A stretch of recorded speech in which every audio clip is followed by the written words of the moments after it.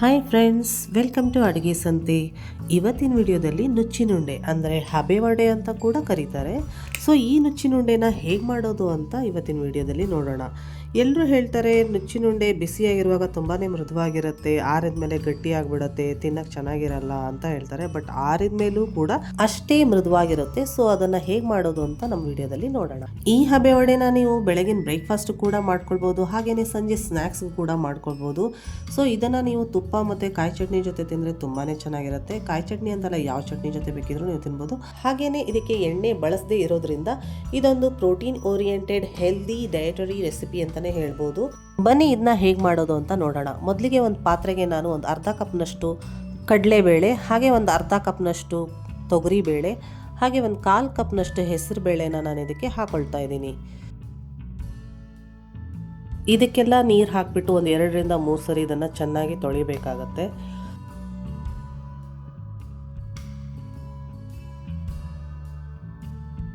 So ಇದನ್ನೆಲ್ಲ ನೀರು ಹಾಕಿಬಿಟ್ಟು ಚೆನ್ನಾಗಿ ತೊಳೆದು ಹಾಗೆಯೇ ಮತ್ತೆ ನೀರು ಹಾಕಿಬಿಟ್ಟು ಇದನ್ನು ಒಂದು 3ರಿಂದ 4 ಗಂಟೆಗಳ ಕಾಲ ನೆನೆ ಹಾಕೋಬೇಕು.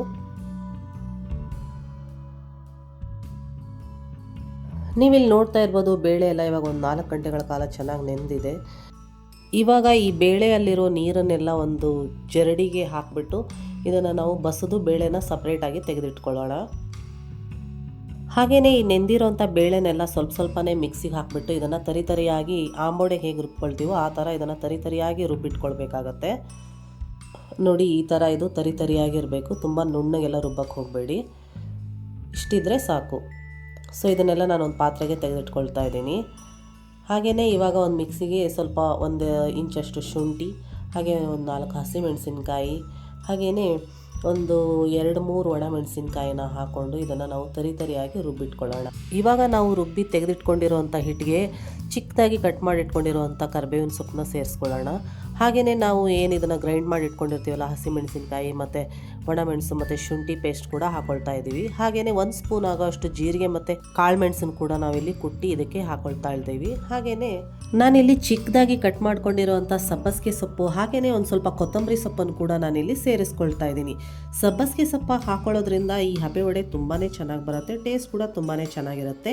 ಇನ್ನು ನಿಮಗೆ ಸಬ್ಬಸಿಗೆ ಸೊಪ್ಪು ಇಷ್ಟ ಆಗಲ್ಲ ಅಂದರೆ ಬರೀ ಕೊತ್ತಂಬರಿ ಸೊಪ್ಪು ಕೂಡ ಹಾಕ್ಕೊಂಡು ಕೂಡ ಮಾಡ್ಕೊಳ್ಬೋದು, ಚೆನ್ನಾಗಿರುತ್ತೆ. ಹಾಗೆಯೇ ಇದಕ್ಕೆ ನಾವು 1 ಬಟ್ಲಾಗೋಷ್ಟು ಕಾಯಿ ತುರಿನ ಇದಕ್ಕೆ ನಾನು ಸೇರಿಸ್ಕೊಳ್ತಾ ಇದ್ದೀನಿ. ಕಾಯಿ ತುರಿ ಎಷ್ಟು ಹಾಕ್ತಿರೋ ಅಷ್ಟು ಇದು ಮೃದುವಾಗಿ ಚೆನ್ನಾಗಿ ಬರುತ್ತೆ. ಕಾಯಿ ತುರಿ ಸ್ವಲ್ಪ ಜಾಸ್ತಿ ಹಾಕ್ಕೊಳ್ಳಿ. ಹಾಗೆಯೇ ನಾನು ಇದಕ್ಕೆ ಒಂದು ಸ್ವಲ್ಪ ಇಂಗು ಹಾಗೆ ರುಚಿಗೆ ತಕ್ಕಷ್ಟು ಉಪ್ಪನ್ನು ಹಾಕ್ಕೊಂಡು ಇದೆಲ್ಲನೂ ನಾನು ಚೆನ್ನಾಗಿ ಮಿಕ್ಸ್ ಮಾಡ್ಕೊಳ್ತಾ ಇದ್ದೀನಿ. ಉಪ್ಪು ಖಾರ ಎಲ್ಲ ಇದಕ್ಕೆ ಚೆನ್ನಾಗಿ ಹಿಡ್ಕೋಬೇಕು, ಆ ಥರ ಇದನ್ನೆಲ್ಲ ನೀಟಾಗಿ ಕಲಸಿಟ್ಕೋಬೇಕು.